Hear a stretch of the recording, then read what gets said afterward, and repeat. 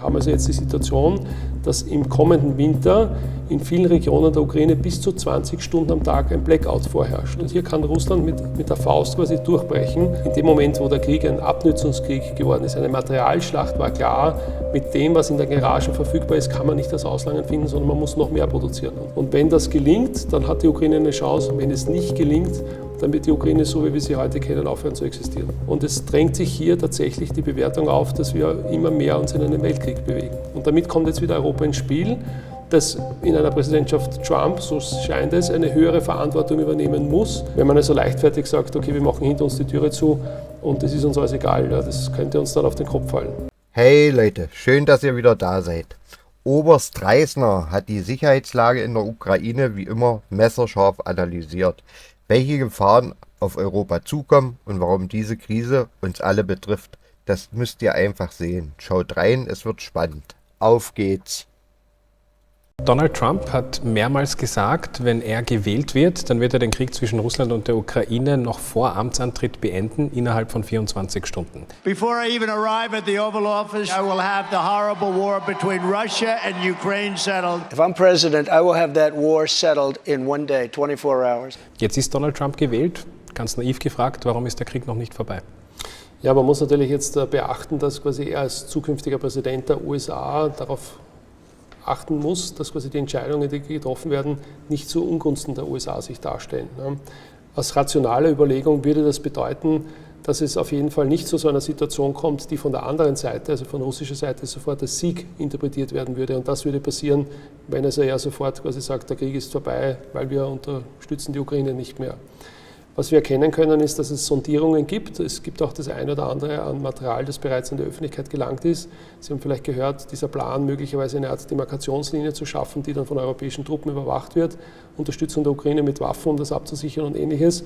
Tatsächlich wird man warten müssen bis in den Jänner, also mit der Inauguration Präsident Trumps, was dann wirklich passiert. Ja. Aber ich denke, das ist also etwas, was im Wahlkampf verwendet worden ist, um Stimmen zu gewinnen, aber nicht mit der Realität in der Handlung zusammenpasst, wenn hier rationales Handeln im Hintergrund ist. Und wir wissen, dass ja auch hier zum Teil oft Irrationales zu erwarten ist oder gesehen haben in der Vergangenheit. Jetzt hat das jedenfalls alle möglichen Sorgen ausgelöst und seit Februar 2022 haben die europäischen Staaten, die EU-Institutionen insgesamt 118 Milliarden Euro an militärischer Hilfe, finanzieller Hilfe, humanitärer Hilfe für die Ukraine geleistet. Im selben Zeitraum die USA knapp 85 Milliarden. Wenn die Amerikaner jetzt entscheiden, was ja von einigen Seiten befürchtet wird, wir machen da weniger oder gar nichts mehr, kann Europa diese Lücke füllen? Naja, Europa muss sich dann die Grundsatzfrage stellen, ob sie quasi in der Lage sind, die europäischen Staaten, diese Lücke zu kompensieren und ob man das also tatsächlich auch möchte. Und wenn diese Frage beantwortet ist und das ist eine politische, dann kann man quasi die nächsten Schritte setzen. Das heißt, man kann also versuchen, im Bereich der Rüstung jene Maßnahmen zu setzen, um das zu kompensieren, was aus den USA gekommen ist. Und das war schon sehr signifikant und vor allem auch die Qualität der Waffensysteme betreffend. Kann Europa das? Also mit dem, was es an wirtschaftlicher Leistungskapazität da ist, ja, könnte es tatsächlich möglich sein. Die Frage ist, will man das? Also ist der politische Wille da, das wirklich umzusetzen? Denn das würde natürlich bedeuten, dass die Rüstungswirtschaft enorm angekurbelt werden müsste, nicht nur um die Ukraine zu unterstützen, sondern auch um die eigenen Streitkräfte in eine Abschreckefähigkeit wiederzubringen, die nicht vorhanden ist. Wie sich Europa dann aufstellen kann, das wird noch Thema sein im Gespräch. Ich möchte aber eine Frage jetzt noch zu den USA, zu Donald Trump stellen, denn es gibt auch die Befürchtung, dass er die Ukraine zu einem sogenannten Diktatfrieden zwingen könnte. Sie haben schon diese Demarkationslinie angesprochen. Die Sorge ist jetzt, dass der aktuelle Frontverlauf quasi eingefroren wird. Russland diese knapp 18%, die man bisher erobert hat aus der Ukraine, aus dem Territorium, dann einfach behält. Was, wenn dieses Szenario eintritt? Beziehungsweise muss man dazu rechnen natürlich auch die Krim, die sich bereits in russischem Besitz auch befindet. Ja. Korrekterweise muss man ganz klar auch sagen, dass bereits unter der Präsidentschaft Biden erkennbar war, dass man versucht hat, Druck auf die Ukraine auszuüben. Denken Sie daran, dieser Victory Plan, mit dem Präsident Zelensky in die USA gefahren ist, hat also nicht den tatsächlichen Enthusiasmus gefunden, den sich Präsident Zelensky erwartet hat. Man hat also gar erkennen können, dass von den USA signalisiert worden ist, wir wollen, dass ihr euch bewegt. Was heißt jetzt bewegen? Bewegen würde bedeuten, dass man eine Linie hat, an der der Konflikt einfriert, und das würde auch bedeuten, dass zumindest temporär Gebiete verloren werden würden an die russische Seite, und das sind die bekannten Gebiete, die Sie angesprochen haben, also im Norden beginnend Luhansk, Donetsk, Saporischschja und Dnepro, also der ganze Südbereich inklusive der Krim. Das würde aber auch bedeuten, dass die Ukraine, so wie wir sie kennen, aufhört zu existieren. Es wird dann möglicherweise eine Restukraine geben, zumindest alles westlich des Dneprs. Aber die Frage ist, hat dann diese Ukraine auch die Möglichkeiten des wirtschaftlichen Überlebens? Denn die wichtigen Rohstoffgebiete, die wichtigen Getreideanbaugebiete, die wichtigen Energieversorgungsgebiete, denken Sie an Enerhoda, das befindet sich alles im Süden und im Osten der Ukraine. Und es ist auch die große Frage, ob die Ukraine dem zustimmen würde. Momentan ist der Konflikt aber alles andere als eingefroren. Im Gegenteil, in ein paar kurzen Sätzen. Wie geht es der Ukraine? Wie ist aktuell die Lage auf dem Schlachtfeld? Genau, hier müssen wir ganz kurz die Unterteilung vornehmen auf der strategischen, operativen und taktischen Ebene.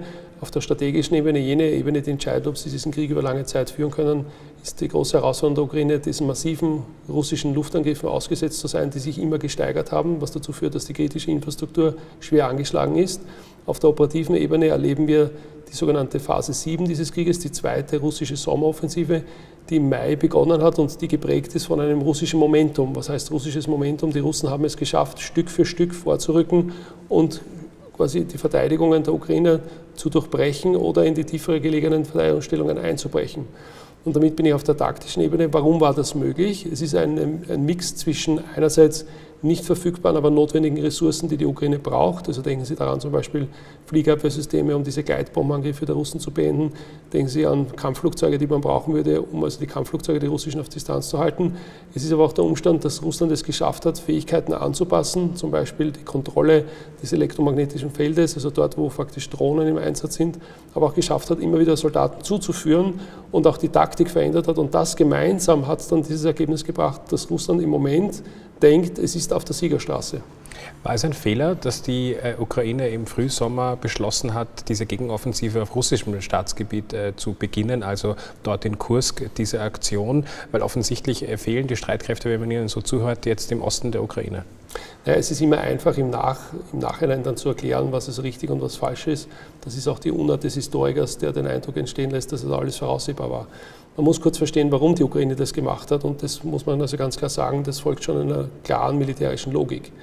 Am Beginn der Sommeroffensive der Russen im Mai hat Russland versucht, die Ukraine zu zwingen, aus ihren Stellungen zu kommen. Und wie hat man das gemacht? Man hat im Raum Kharkiv angegriffen und hat die Ukraine gezwungen, quasi Kräfte dorthin zu verschieben. Das Kalkül war, diese ukrainischen Kräfte fehlen dann im Donbass, denn dort hat dann die russische Seite versucht, einen Hauptangriff durchzuführen anhand von 3 Angriffsachsen.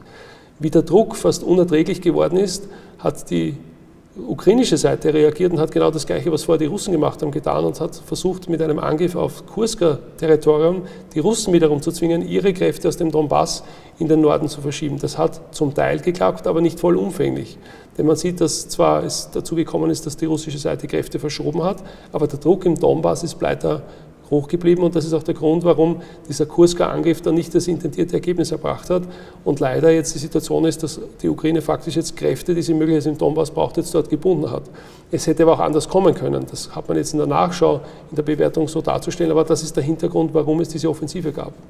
Dass der Ukraine Männer fehlen, merkt man auch an der Art und Weise, wie jetzt rekrutiert wird. Also man sieht sehr viele Videos auf Social Media und liest auch Berichte über solche Aktionen, wo junge Männer nach dem Besuch von einem Popkonzert oder einfach so am Straßenrand aufgeklaubt werden und dann sozusagen zum Militär eingezogen werden.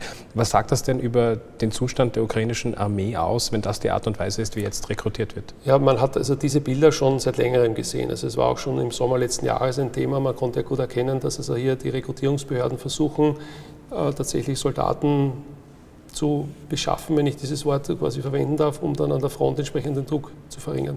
Das ist auch die größte Herausforderung, die die Ukraine im Moment hat. Es ist gar nicht so sehr Waffen, Ausrüstung, Munition und Gerät, sondern im Moment geht es wirklich um die verfügbaren Soldaten, und hier versucht die Ukraine noch einmal 160.000 Mann aufzubringen, unter anderem mit diesen sehr drakonischen Maßnahmen, die Sie gerade beschrieben haben.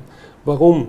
Weil einer der Gründe war, dass also Russland in der Lage ist, quasi vorzustoßen, ist der Grund, weil die Stellungen einfach so gering besetzt sind. Das heißt also, die typischen Einheiten, die man auf dieser Ebene sieht, Kompanien, das sind so 100, 150 Mann, Bataillone, 400, 500 Mann, die haben zum Teil Befüllungsgrade von nur 50%. Das heißt, die Stellungen sind völlig ausgedünnt, und hier kann Russland mit der Faust quasi durchbrechen, und darum versucht die Ukraine so verzweifelt neue Soldaten zu generieren, die sie an die Front schickt. Das Dilemma ist die Ausbildungszeit. Ja, ein ukrainischer Soldat hat faktisch 5 Wochen Grundausbildung und muss dann an die Front, und das ist natürlich sehr wenig in Anbetracht der unfähiglichen Fähigkeiten, die von russischer Seite hier quasi auf einen eintreffen, vom Artilleriefeuer bis zu Drohnenangriffen. Russland hat auch unter anderem deshalb mehr Männer, weil jetzt Nordkoreaner plötzlich in diesem Krieg mitmischen. Tausende Soldaten aus Nordkorea sind eben jetzt mit dabei und kämpfen an der Seite von Moskau. Das hat natürlich medial, auch international politisch für extrem viel Aufsehen gesorgt. Aber rein faktisch auf dem Schlachtfeld, wie groß sind die Nordkoreaner als Faktor? Ja, Sie haben also völlig richtig den Richtungspunkt schon dargelegt. Was hat also die Bedeutung der Nordkoreaner jetzt wirklich hier in der Bewertung tatsächlich zu suchen? Und da muss man ganz klar sagen, diese 12.000 Mann haben in Anbetracht der bis zu 700.000 russischen Soldaten, die bis Ende des Jahres verfügbar sind, vor allem eine symbolische Wirkung. Und das ist das Wesentliche. Es geht also hier darum, dass Putin uns, dem Westen, zeigen möchte, ich habe die besseren Verbündeten. Ich habe die Nordkoreaner, die mir jetzt zum zweiten Mal 3 Millionen Artilleriegranaten senden und nicht nur das, sondern auch 12.000 Soldaten, die Schulter an Schulter mit den russischen Soldaten quasi kämpfen. Ihr habt das nicht. Die Ukraine muss quasi von Hilfspaket zu Hilfspaket bitten und betteln und bekommt nicht diese Unterstützung, weil also die NATO sich in diesen Konflikt quasi nicht involvieren möchte, unmittelbar durch den Einsatz von Soldaten. Das heißt, das ist die Symbolik, die quasi hier zum Ausschlagen kommt. Und man sieht, dass also Putin faktisch hier mit hohem Selbstvertrauen auftritt und genau das nützt, um im Informationsraum, der entscheidende ist, ja zu suggerieren, es macht keinen Sinn, weiter gegen Russland zu kämpfen, wir gewinnen so und so.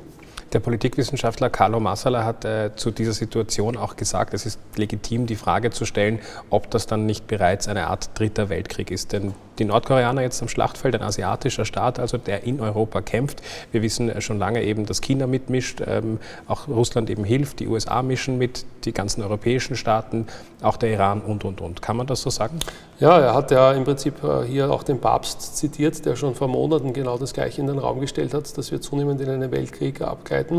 Und wenn man sich die Geschichte anschaut, der letzten großen Kriege, des Ersten und des Zweiten Weltkrieges, dann sieht man, dass am Beginn auch nicht erkennbar war, dass es zu einem Weltkrieg gekommen ist. Das hat der Historiker dann in der Einordnung so festgestellt. Ja. Und Sie haben völlig recht, es ist natürlich so, dass je mehr Kriegsparteien hier quasi tatsächlich oder Konfliktparteien hier tatsächlich im Spiel sind, desto größer auch der Umfang dieses Konflikts.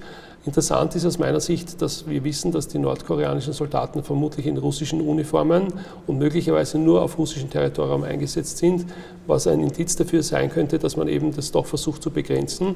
Hier gibt es übrigens auch interessante Analogien zum Koreakrieg in den 50er Jahren, wo man ja auch weiß, dass auf Seiten der Koreaner zum Beispiel sowjetische, aber auch chinesische Truppen gekämpft haben, aber getarnt, sodass es nicht also zu 100% offensichtlich wird. Kann also sein, dass also auch hier der Versuch da ist. Aber Sie haben völlig klar auch in der Bewertung dargestellt, dass wir also zunehmend einen Konflikt sehen zwischen dem globalen Süden und dem globalen Norden mit unterschiedlichen Playern. Und es drängt sich hier tatsächlich die Bewertung auf, dass wir immer mehr uns in einen Weltkrieg bewegen. Das würden Sie also auch so unterschreiben, diesen Satz, wir gleiten hier in einen Weltkrieg ab? Also so wie es der Papst gesagt hat, der aus meiner Sicht der Erste war, der das angesprochen hat, oder auch Carlos Massala, das würde ich auch so unterstützen. Die Situation ist natürlich eine völkerrechtlich interessante, man muss also hier die Bewertung natürlich sich genau ansehen, ob wann das der Fall ist. Sie dürfen nicht vergessen, das ist ja auch das Schlimme an diesem Konflikt, völkerrechtlich haben wir nach Ende des Zweiten Weltkrieges eigentlich festgelegt, dass der Begriff des Krieges eigentlich nicht mehr existieren soll. Man hat ihn durch den Begriff des Konfliktes ersetzt, durch den international bewaffneten Konflikt und den nicht international bewaffneten Konflikt. Und man hat eigentlich durch die UN-Charta und anderes versucht, quasi völkerrechtlich auszuschließen, dass es zu einer derartigen Eskalation wieder kommt. Und jetzt sehen wir, dass das Völkerrecht offensichtlich niemand mehr interessiert und wir sind genau auf dem Weg in einen größeren Konflikt, wenn wir nicht zur Vernunft kommen und versuchen, vorausschauend so zu handeln, dass es zu einer Befriedung des Konflikts in letzter Konsequenz kommt. Und zwar in einer Art und Weise, dass der Angreifer erkennt, dass es keinen Sinn macht, den Schwächeren zu attackieren. Okay, dann abschließend dazu noch eine Frage, wie es der Ukraine eben auch weiterhin gehen wird, wenn wir an die nächsten Wochen und Monate denken. Ganz kurz, wie kommt das Land durch diesen dritten Winter des Krieges? Genau, das ist also ein ganz zentraler Punkt. Das ist auch der Grund, warum man also annimmt, dass die Biden-Administration, Stichwort Siegesplan von Präsident Zelensky, hier auf der Bremse stand und versucht hat zu suggerieren, das ist nicht das, was wir von euch wollen, sondern wir wollen, dass ihr realistisch eure Einschätzungen an den Tag legt. Warum?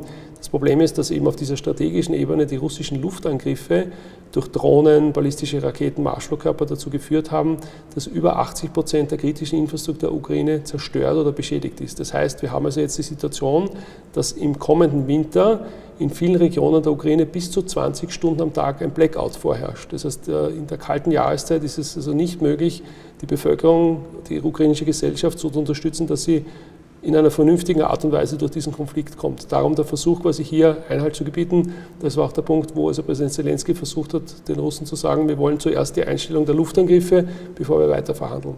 Und das schwebt wie ein Damoklesschwert über die Ukraine. Noch viel mehr als auf der operativ-taktischen Ebene ein Vorstoß in den Raum Kursk oder ein Durchbrechen der Russen bei Pokrovsk. Ist die Ukraine in der Lage, diesen Krieg über längere Zeit führen zu können? Und das hängt von einer Reihe von Entscheidungen ab. Zum Beispiel auch natürlich, was die Lieferung von Waffensystemen betrifft. Hier zum Beispiel konkret Fliegerabwehrwaffensystemen. Mit dem, was die Ukraine jetzt hat, kann sie nicht das ausreichend finden. Es braucht hier wesentlich mehr, um diesen russischen Angriffen, die immer mehr zunehmen, quasi etwas entgegenzusetzen.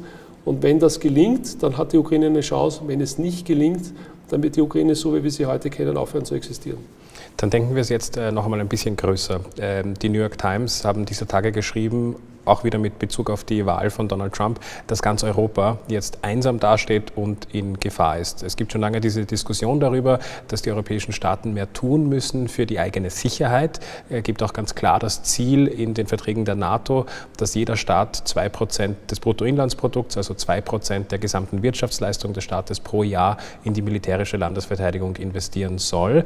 Und wir sehen auch, wenn wir uns die Zahlen hier anschauen, dass seit Beginn des russischen Angriffskriegs auf die Ukraine da eine Bewegung nach oben da ist, aber gleichzeitig nicht so signifikant, dass man jetzt das als Zeitenwende bezeichnen kann, wie es der deutsche Bundeskanzler getan hat. Ist der Eindruck also richtig, dass trotz dieser dramatischen Sicherheitslage der europäische Rüstungsmotor noch nicht so richtig in Fahrt gekommen ist? Genau, dieser Eindruck täuscht nicht. Der große Schockmoment, vor allem für die Europäer, war, dass die Russen, ich nenne das jetzt, die militärische Karte gespielt haben. Und durch den Einsatz der USA im Bereich der Hilfslieferungen und der Unterstützung konnte man hier sehr viel abfangen und Europa hat quasi hier parallel dazu auch geliefert, in einer Art und Weise, wie das auch viele nicht für möglich gehalten haben und das ist auch wirklich bemerkenswert. Aber das Problem ist, in dem Moment, wo der Krieg ein Abnutzungskrieg geworden ist, eine Materialschlacht, war klar, mit dem, was in den Garagen verfügbar ist, kann man nicht das Auslangen finden, sondern man muss noch mehr produzieren. Und zwar in einer Gleichzeitigkeit. Einerseits, um die eigenen Streitkräfte so auszurüsten, dass sie quasi eine Abschreckungsfähigkeit haben, dass also Russland sieht, es macht keinen Sinn, weiterzugehen und auf der anderen Seite in einer Qualität und in einer Quantität, dass die Ukraine ausgestattet werden kann. Die USA hat hier auch ein Dilemma. Die USA hat in ihrer globalen Ambition mittlerweile mehrere Konfliktherde zu berücksichtigen und zu versorgen. Nicht nur die Ukraine, sondern zum Beispiel denken Sie an die Situation in Israel. Auch dort gibt es einen enormen Bedarf an Unterstützungsmitteln, Fliegerabwehrbatterien, Munition und so weiter und so fort. Und die Frage ist natürlich, wie geht es weiter, zum Beispiel in der Sahelzone, wie geht es im Nahen Mittleren Osten grundsätzlich weiter und das ist in Taiwan. Das heißt, die USA muss also hier versuchen, wenn sie ihre globale Ambition weiter hat, und auch entsprechend umsetzen möchte, diese Konflikte zu moderieren. Und damit kommt jetzt wieder Europa ins Spiel, das in einer Präsidentschaft Trump, so scheint es, eine höhere Verantwortung übernehmen muss. Und was bedeutet das? Und wenn wir jetzt hören, dass wir nicht mehr von 2% reden, sondern von 3-4%, dann sind das natürlich massive Anstrengungen. Und die Frage ist, ob die schwächelnde europäische Wirtschaft dies leisten kann, beziehungsweise ob die Gesellschaften bereit sind, quasi das zu leisten. Und das ist die große Frage, die sich in den nächsten Monaten oder Jahren tatsächlich stellt und die auch zu beantworten ist. Und diesen Punkt möchte ich gleich aufgreifen, weil wir dürfen nicht außer Acht lassen, dass die zwei größten und stärksten Staaten in Europa, sprich Deutschland und Frankreich, politisch momentan so ziemlich im Chaos versinken. Also diese unglückliche Drei-Parteien-Regierung in Deutschland ist gescheitert. Es wird Neuwahlen geben. In Frankreich ist Präsident Macron zwar im Amt, aber politisch de facto impotent. Also wie sehr erschwert das die Lage? Ja, und ich würde noch Großbritannien dazu nehmen als einen potenten europäischen Staat, leider nicht mehr Teil der Europäischen Union aufgrund des Brexit. Und das erschwert natürlich die Situation enorm, weil es gibt also nicht diese geeinte Stimme, es gibt auch nicht diese Führung in Europa, die also quasi hier die wichtigen Entscheidungen treffen würde, an der dann quasi alle beteiligt sind und wo also alle an einem Strang ziehen. Dazu kommen natürlich auch Staaten wie zum Beispiel Ungarn oder ähnliches, die sagen, wir haben also ganz andere Pläne, oder Staaten, die neutral sind und sagen, okay, wir sind zwar Teil dieser europäischen Wertegemeinschaft, aber das geht uns eigentlich alles nichts an im Wesentlichen und das macht es so extrem schwierig. Und wenn man genau hinhört, sieht man das auch im Verhalten Russlands gegenüber Europa, weil wenn Sie sich erinnern können, vor kurzem war es so, dass der deutsche Bundeskanzler Scholz mit Putin sprechen wollte. Putin hat ihm gar keine Rückmeldung gegeben, sondern hat ihn durch seinen Sprecher Peskov ausrichten lassen, es gebe hier nichts zu besprechen. Das heißt, man sieht, dass die Russen Europa gar nicht als satisfaktionsfähig anerkennen, sondern die Russen wollen auf Augenhöhe mit den Amerikanern verhandeln und wollen hier ein Ergebnis erzielen. Und Europa ist quasi mehr oder weniger verdammt dazu, wenn es sein Schicksal nicht in die eigene Hand nimmt, hier zuzusehen und das Ergebnis akzeptieren zu müssen. Sie haben die neutralen Staaten angesprochen oder jene Staaten, die jetzt nicht unbedingt bei der NATO dabei sind, nicht unbedingt auch sozusagen da mitmischen in der vordersten Reihe. Da zählt natürlich Österreich dazu. Und gerade hierzulande ist die Skepsis an diesem Zugang, dass sich die Sicherheitsfrage mit mehr Geld fürs Militär und mit der Mitgliedschaft in diesen militärischen Bündnissen lösen lässt, sehr groß. Was bedeuten denn all die Entwicklungen, die wir gerade besprochen haben, für unser kleines Land? Also das Erste, glaube ich, das man ganz klar sagen muss, ist, dass im Falle des Angriffskrieges Russlands gegen die Ukraine man nicht neutral sein kann, und zwar vor allem nicht moralisch neutral. So sagt es auch der österreichische Bundeskanzler, so sagt es der österreichische Außenminister, so wird es immer wieder auch von maßgeblichen Politikern wiederholt. So steht es auch in der österreichischen Sicherheitsstrategie, die jetzt quasi vor kurzem verfügt worden ist. Das heißt, wenn also hier klar das Völkerrecht gebrochen worden ist, und das ist der Fall, kann man also quasi hier faktisch nicht einfach sagen, das geht uns alles nichts an.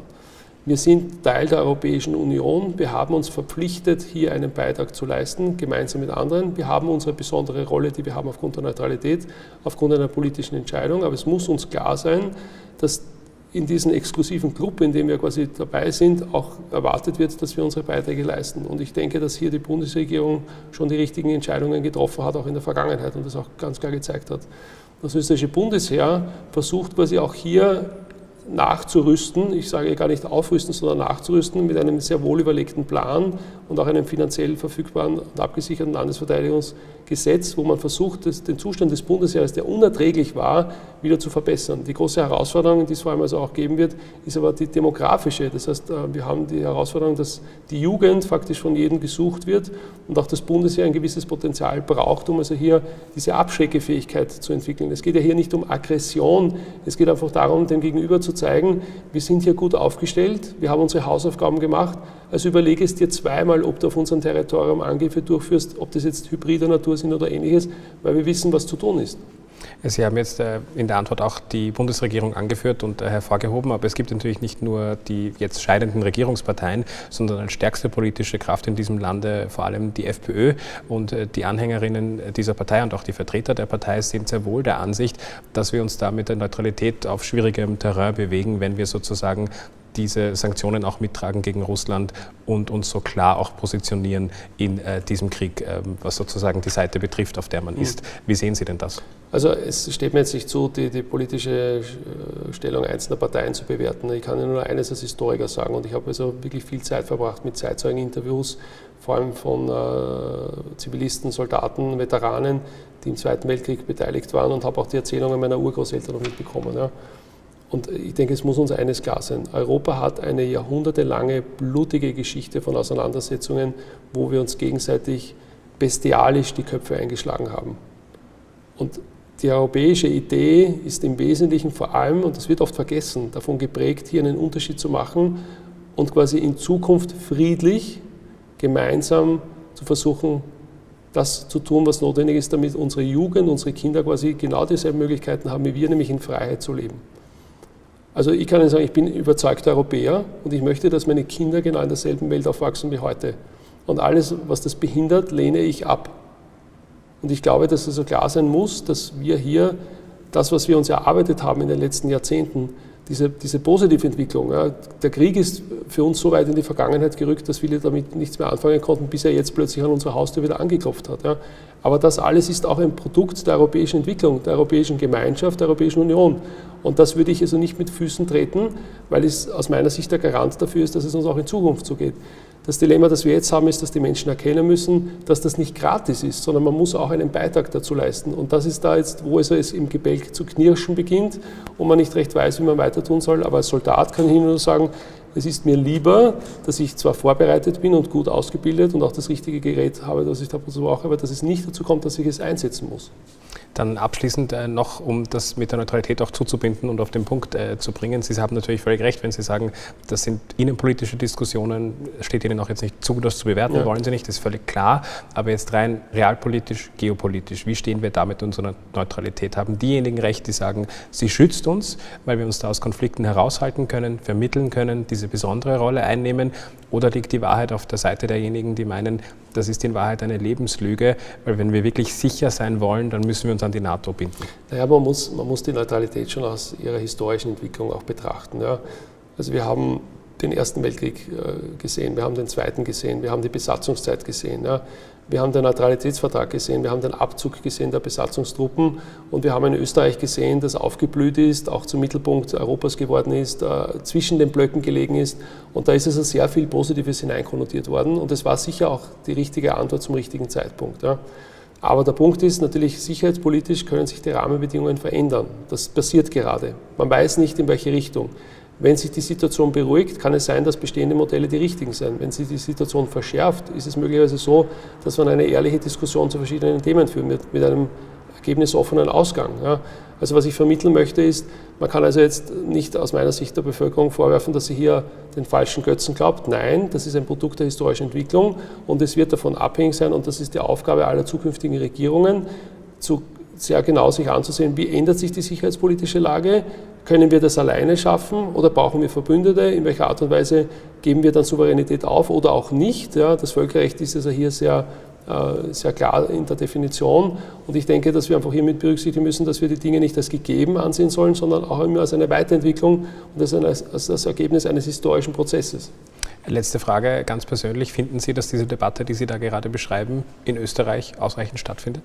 Ich finde bemerkenswert, dass das Bundesheer jetzt über die letzten 2,5 Jahre diesen Zuspruch bekommen hat, auch als aktive Komponente einer gelebten Sicherheitspolitik. Ich hoffe, dass es uns als möglich ist, das Bundesheer in einen Zustand zu versetzen, wo wir wirklich in der Lage sind, die Verteidigung der Republik und der Bevölkerung tatsächlich gewährleisten zu können. Ich sehe, dass die Bevölkerung auch unruhig ist und versucht quasi auch tatsächlich die Diskussionen zu führen oder auch teilzunehmen. Es gibt hier eine ganze Bandbreite von unterschiedlichen Wahrnehmungen.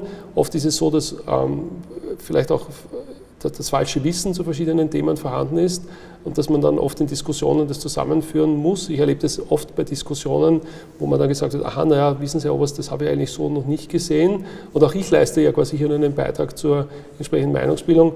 Aber ich glaube, das Wichtige ist, dass wir darüber reden. Da beginnt ja faktisch schon der Denkprozess. Ja.